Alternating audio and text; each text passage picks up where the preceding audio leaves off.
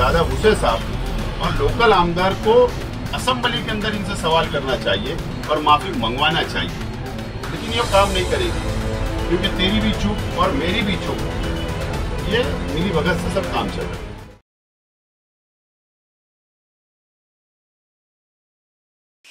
आप देख रहे हैं अब तक न्यूज इंडिया, जो आपको रखे आगे। एडवोकेट अजीम खान के जरिए आमदार नितेश राणे, भारतीय जनता पार्टी के जो आमदार हैं, उनको आज एक नोटिस रवाना की गई।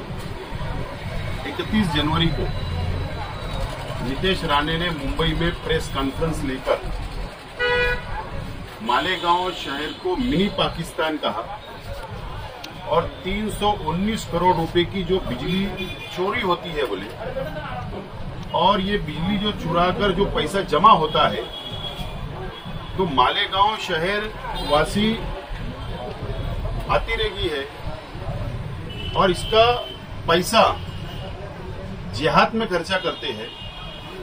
इस तरीके का बदनामी मालेगांव शहर के मुसलमानों की करने का काम नितेश राणे ने किया है और ये पहली मर्तबा नहीं है।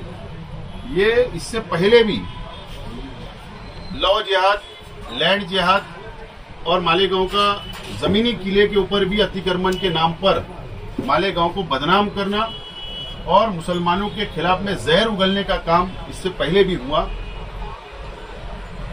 मालेगांव शहर की आवाम से एडवोकेट अजीम खान के जरिए जो हमने नोटिस रवाना की है, हमारा मुतालबा है कि नितेश राणे ने मालेगांव शहर वासियों से, मालेगांव शहर के हिंदू मुसलमानों से माफी मांगना चाहिए। अगर 7 दिन के अंदर उन्होंने माफी नहीं मांगी तो अजीम खान के जरिए, एडवोकेट साहब के जरिए हम मालेगांव कोर्ट के अंदर फौजदारी मुकदमा दर्ज करवाकर उनको मालेगांव लाएंगे और जेल के अंदर भेजने का काम करेंगे। ये मालेगांव शहर है, मालेगांव शहर का इतिहास है कि हिंदू मुस्लिम साथ में रहते हैं। एक भी गुनाह दाखिल नहीं हुआ कि यहाँ पाकिस्तानी रहते हैं। सच्चे मुसलमान और सच्चे हिंदुस्तानी रहते हैं। इसके लिए नितेश राणे ने माफी मांगना चाहिए, ये मुतालबा आज हमने किया। आपको ऐसा लगता है कि मालेगांव शहर के पालक मंत्री, राज्य के कैबिनेट मिनिस्टर है, कृषि मंत्री रहे, बड़े पद पे, जब उन पर आरोप लगा तो पूरे मालेगांव का बोलकर संजय राउत पर गुना दाखिल हो गया, सुषमा अंधारे पर गुना दाखिल हो गया, लेकिन नितेश राणे की बात आई तो वो खामोश बैठे। आप कैसे देखते हैं? असल में ये सियासी स्टैंड है। पार्लियामेंट का इलेक्शन आ रहा है, उसके बाद असेंबली का आएगा और भारतीय जनता पार्टी और आज की सरकार जो शिंदे साहब की है, उनकी पार्टी, ये वो समझ चुके हैं कि हमारी जमीन खसक चुकी है। अब ये सरकार में दोबारा नहीं आ सकते। इसके लिए मालेगांव को टारगेट करके इस तरीके का हथकंडा इस्तेमाल किया जा रहा है, नंबर 1। नंबर 2, मैंने इससे पहले भी कहा कि हमारे डिस्ट्रिक्ट के पालक मंत्री महोदय दादा भूसे साहब और लोकल आमदार को असेंबली के अंदर इनसे सवाल करना चाहिए और माफी मंगवाना चाहिए, लेकिन ये काम नहीं करेगी क्योंकि तेरी भी चूक और मेरी भी चूक, ये मिली भगत से सब काम चल रहा है। ये देखिए, मालेगांव के माजी आमदार आसिफ शेख साहब जो है और माजी आमदार मोहम्मद शेख रशीद साहब के फर्जन, उनकी जानिब से हमने नितेश राणे जी को नोटिस दी है।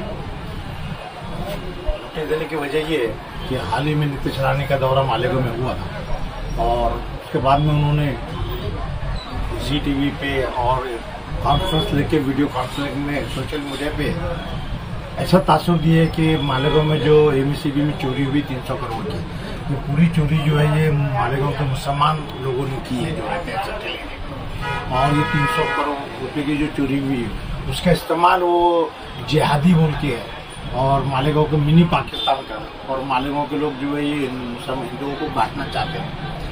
गौ संरक्षण के बारे में भी उन्होंने कहा कि उन लोगों पर हमले करते हैं, जबकि मालेगांव में ऐसा कोई हमला नहीं हुआ, उल्टा उन लोग हमला करते हैं। लेकिन मालेगांव में चूँकि मुस्लिम आबादी है, पूरी बिरादरी की जो जानवर जो जुबा करने के लिए बाज़ाब्ता लाइसेंस शुदा है, जिससे कारपोरेशन लाइसेंस देती है, और जो कानूनी तरीके से आए जाते हैं वो भी इन्होंने जब्त करते हैं और झूठ बोलते हैं कि जुबा करने के लिए। जाहिर है इस ताल्लुक से मालेगांव के MLA होने की वजह से, यहाँ के चेहरे होने की वजह से आसिफ साहब ने कई बार पुलिस के खिलाफ बोली है और हमेशा बोलती है। ये मामला इतना संगीन है कि सूरत में एक आलिम ने सिर्फ जज्बात में कहा कि भाई ये कुत्ते लोग हैं बोल के, तो उसके ऊपर ATS अरेस्ट करती है और 3 दिन की वो करती है, वहाँ हरकत ली जाती है। और मालेगांव में अलग ऐलान जो मीडिया के ऊपर आया है, पूरी दुनिया ने देखी है, पूरे महाराष्ट्र ने देखा है, पूरे भारत ने देखा है। तो मालेगांव के आवाम की बदनामी हुई है, उनके जज्बात को ठेस पहुंची है। मालेगांव में कोई भी पाकिस्तानी नहीं, आज तक ऐसे केस नहीं है कि फला आदमी पाकिस्तानी है या बांग्लादेशी और ये छुपा हुआ है। आज़ादी के पहले से मालेगांव में लोग हैं, बल्कि यूपी बिहार से जो आए हुए हैं, साल से मालेगांव में बसे हुए हैं। मालेगांव पावरलूम की इंडस्ट्री है, यहाँ पे यूपी बिहार हर तरह के लोग यहाँ मौजूद है अच्छे। लेकिन तमाम मालेगांव के मुसलमान ये पाकिस्तानी है, ये मिनी पाकिस्तान है। और जिहाद किसको बोलते हैं? मजहबी फरीजा है वो। अब लव जिहाद बोल के सब मुसलमानों को बदनाम करने के जो जैसा यूपी बिहार में टारगेट है, लव जिहाद, ये जिहाद, तो खासतौर पर तमाम लोग जिहादी है वो। तो क्या आसिफ साहब जिहादी है? क्या उनके वालिद जिहादी थे? क्या उनके भाई लोग जिहादी है? ये तमाम उलमा मालेगांव के जिहादी है। लेकिन क्या है कि हम लोग दरअसल कुछ एक्शन लेते नहीं है, और मसलियत के तौर पे नहीं लेते हैं कि भाई हालत खराब है, नहीं होना चाहिए।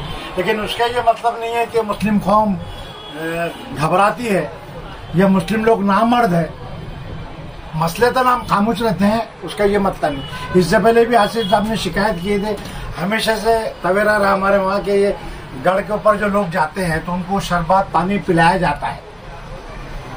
40-50 साल से रिवायत अपनी जगह पे, आज तक कभी कुछ नहीं। पिछले 2 साल से शिवसेना के जो मिनिस्टर है उनका बच्चा, ये और भी कुछ लोग आते हैं और वो कोशिश करते हैं कि मालेगांव में फसाद हो। पिछले दफा भी ऐसी हुआ कि बिना वजह पथराव किया गया, मुसलमानों की दुकानों को लूटा गया, तब भी मसलतन कुछ नहीं किए, पुलिस ने कोई हरकत नहीं ली। जब बहुत ज्यादा बोला गया, जब दबाव डाला गया, एनसीपी का, आसिफ साहब का, रशीद साहब का, जब इन्होंने कहा, जब दबाव डाले तो फिर ऑफेंस रजिस्टर हुआ। पुलिस इंतजामिया पे डर जाती है क्योंकि इस वक्त वो हुकूमत में है, उनका दबाव रहता है। अब ये पुलिस ने जैसी पाकिस्तानी बोले तो पुलिस का काम था नारा राणे के ऊपर केस दाखिल करना चाहिए कि भाई हम लोग नीतीश राणे के ऊपर केस करना चाहिए। जो मीडिया ने दिए उनको मना करना चाहिए था कि भाई इंफॉर्मेशन टेक्नोलॉजी में मजा है, किसी के जज्बात तुम वो नहीं होना चाहिए।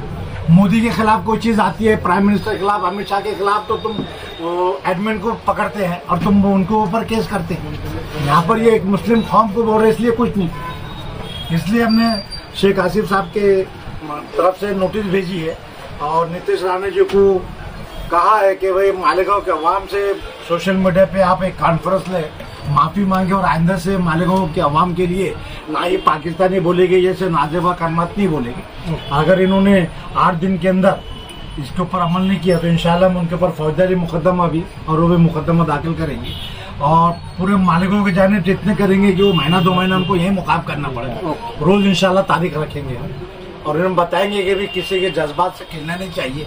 अगर वो आमदार है तो मालेगांव में भी और आमदार है, और आमदार होने का ये मतलब नहीं, आमदार जो है वो एक पर्टिकुलर कॉन्स्टिट्यूंसी के तमाम लोगों का रहता है, जरूरी नहीं कि सिर्फ हिंदू का रहेगा या मुस्लिम का रहेगा। एक जिम्मेदार शख्स और एक जिम्मेदार शख्स ने ऐसे बयान नहीं देना चाहिए और ये किसी तरह वो फसाद करवाना चाहते हैं और इसीलिए बार बार ऐसा बोल रहे हैं और इस चीज की रोकथाम होना चाहिए।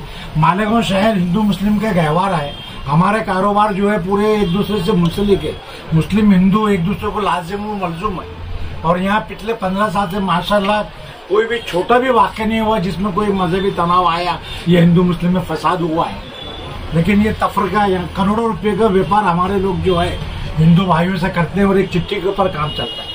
तो इत्तेमाद को ठेस पहुंचाने के लिए और फसाद करवाने के लिए कह रहे हैं, इसलिए उसके रोकथाम के लिए हम लोगों ने नोटिस दी है और उनसे माफी मांग रहे हैं। अगर वो एक्शन लिए तो ठीक, वरना हम जो कानूनी कार्रवाई हो सकती है इंशाल्लाह पूरी करेंगे।